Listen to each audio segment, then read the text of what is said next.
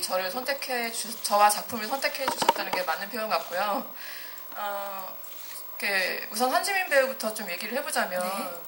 사실 이 시나리오에 그려진 백상아 캐릭터는 원래 대중들이 알고 계신 한지민 캐릭터와 오히려 전혀 극과 극에 있는 좀 캐릭터와 가깝다고 할 수 있거든요.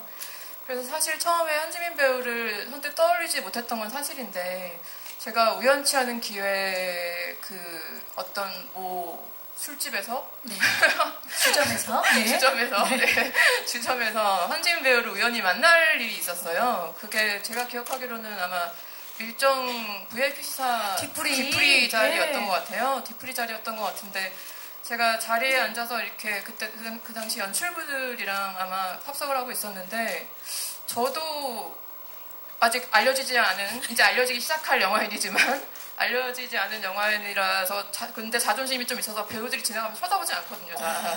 쳐다보지 않는데 지민 씨가 딱 지나가는데 뭔가 스파클이 딱 일어나는 느낌이 나는 거예요. 그래서 고개를 딱 들었더니 지민 씨가 지나가는데 저도 모르게 이렇게 시선이 따라가더라고요.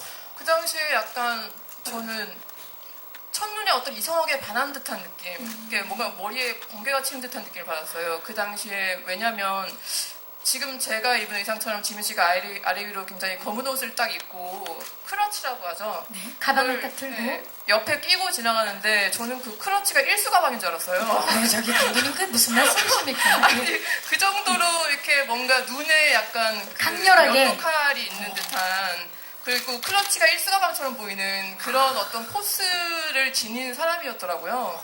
제가 그거를 미처 예전에는 몰랐던 거죠. 안 취했네.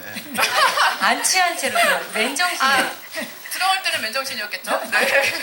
나갈 때는 네, 그래서 정말 그때부터 지민 씨한테 굉장히 관심이 가기 시작해서 한 2, 3일 동안 떠나지 않았군요. 네, 검색을 좀 해보고 그러는데 정말 운명처럼 그 당시에 지민 씨한테 제가 시나리오를 주지 않았던 상태였는데 그랬나요? 저한테 주신 건 줄 알았는데. 예. 예. 시나리오를 팩트 체크를 팩트 하겠습니다. 체크 들어가겠습니다. 네. 감독님 그럼 줬던 주변에 거 다른 분이 저희 아, 줬나 예, 보네요. 그랬던 건 것 같아요. 저기 맞죠? 네, 예, 좋습니다. 드렸습니다. 예. 드려서 지민 씨가 작품을 하고 싶다고 2, 3일 있다가 바로 연락이 오더라고요. 운명이네요. 네, 그래서 정말 이거야말로 운명이다. 이런 생각이 좀 들었었죠. 근데 저도 그때 시나리오 읽었을 때가 해외 일정 마치고 돌아와서 시차 때문에 못 자서 이제 한 4, 5시 깬 거예요. 그래서 그때 이제 시나리오 펼쳐 읽었는데 그 새벽에 전화를 하고 싶은 거예요. 하고 싶다고. 새벽에. 네, 근데 감독님이 이걸 나한테 주신 게 맞아? 왜 나를 생각을 하셨지? 그러니까. 라고 저도 의문이 있긴 있었어요. 왜냐면 보통은 그런 캐릭터들이 저한테는 많이 들어오는 편은 아니었어서. 그쵸, 그동안은. 그래서 만나서 여쭤봤죠. 근데 저런 이제 뒷이야기가 있는지 몰랐었고, 처음에는 이제 캐스팅 리스트에 이제 제 이름이 있었을 때만 해도, 됐다 그래, 그랬대요. 감독님이. 설마, 진짜 그렇게 이렇게 세. 표현, 안지미야, 됐다 그래, 이렇게. 그 보기 전까지 디프리에서 네네네. 보기 전까지 네네. 그 전까지. 근데 저는 그날 정말 그냥 뭐 면도칼 이런 거 없이 그냥 열심히 먹겠다 이런 일념? 그걸 가지고 그냥 들어갔었을 뿐인데 이게 참 인연이란 게 신기한 것 그러니까요. 같더라고요. 네. 술의 힘을 빌렸습니다. 일단 사실 저는 그 작품 안에서 뭔가 술 취한 연기를 했을 때 가장 자연스러운 거는 진짜 마셔서 취하는 거라고 생각이 들거든요. 근데 드라마에서는 아쉽게도 이게 시간에 쫓기다 보니까 그런 게 안 되는데 저는 그동안 다른 영화 작품에서도 술 취한 연기는 술을 마시고 했었습니다. 네, 근데 고백하시는 거예요. 네. 근데 이게 술을 먹고 싶은 그 마음을 채우는 게 아니라 술을 마셔서 나오는 그 솔직한 감정들이 리얼한 감정. 예, 그 씬에 어우러질 수 있다면 저는 이제 술을 마시고 하는 게 더 잘 좀 전달이 되는 부분이 있는 것 그쵸. 같아서 네, 그렇게 했습니다. 안 마시고 마신 척 하는 것도 잘하시겠지만 진짜 마셔서 그 감정을 그대로 그 감성을 그대로 살리는 거 진짜 대단합니다. 네, 우선 술을 너무 잘 드셔서 놀랬고요. 제가 오늘 정말 여러 가지 예. 밝힐 때가 된 것 같습니다. 제가 만나본 사람 중에 간이 가장 싱싱하신 분이 아니신가 하는 생각이 좀 들었었고 일단 지민 씨가 예쁜 줄은 알았는데 이렇게 심하게 예쁜 줄은 몰랐어요. 모니터를 보면서 아니 저 사람은 뭐지 이렇게 어디 지구 사람이 아닌가 이런 느낌이 들 정도로 너무 이쁜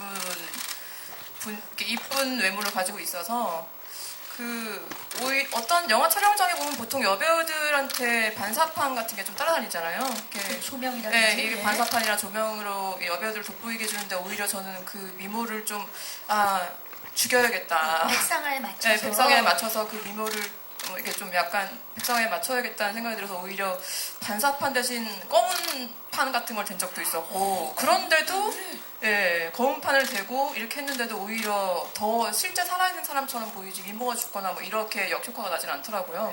너무 그래서 제가 원하는 비주얼을 얻어낼 수 있었고 근데 여배우로서 굉장히 그런 제가 어떤 하는 요구들을 받아들이기 쉽지 않았을 텐데 그거를 정말 다 받아들여주고 성심성의껏 임하는 모습을 보면서 그리고 영화를 찍으면서도 제가 모니터를 보면서 하루하루 다르게 한 회차 한 회차 다르게 이 사람이 정말 백상아 한지민이라는 사람을 버리고 백상아가 되어간다는 느낌이 들 정도로 그리고 그래서 거의 마지막 회차 거의 막판 회차쯤 때 가서는 모니터에서 제가 굉장히 그 막판에서 어려운 이게 몸과 마음이 힘든 씬들이 많았는데 그 모니터를 뚫고 저를 잡아먹는 듯한 느낌이 드는 그런 에너지랑 파괴력을 보여주더라고요. 그래서 촬영이 끝날 때쯤에는 정말 모니터를 보고 이 한지민과 백상아를 보내기 싫어서 눈물이 난 적도 있었고 예, 그래서 저 촬영할 때 굉장히 많이 지민 씨랑 저랑 많이 울었거든요. 팔불출들이라서 서로 둘 다.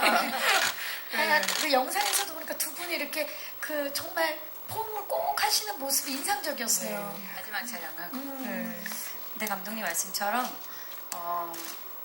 그냥 정말 어딘가에 살고 있는 사람들의 이야기인 것 같아요. 그래서 진짜로 상아가 그렇게 보였으면 하는 마음은 저 역시도 동의했던 부분이고, 근데 뭔가 이렇게 항상 뭔가를 꾸미지 않으면 여배우가 비주얼을 내려놨다, 뭐 포기했다 이렇게 되는데 그런 포커스보다는 그야말로 정말 백상아. 예. 백상아가 하는 일이 세차장에서 일하고 마사지샵에서 일하고 어떻게 보면 이렇게 정말 처절하게 살아가는 인물이거든요. 그렇다 보니까 그것을 비주얼적으로도 보여줄 필요는 있었기 때문에 그거에 대한 고민을 많이 했었고, 그치만 항상 날 서 있는 모습이 있을 수밖에 없는 거예요. 사람들한테 항상 자기를 보호하기 위해서 뭔가 좀 강하게 대하기 때문에. 그래서 그런 거를 좀 찾는데 좀 중점을 두고 오래 걸렸었고, 그래서 다행히 좀 겨울 촬영이어갖고 피부톤 같은 경우는 이제 이렇게 건조하게 뭔가 이제 로션도 많이 바르지 그쵸, 않고 하니까 거칠게. 주름들도 많이 생기고 상아 자체가 쓰는 근육들도 좀 그 기존 캐릭터랑 다른 것 같아서 그런 것들을 많이 좀 연구를 했었어요. 그 진짜 말씀을 들으면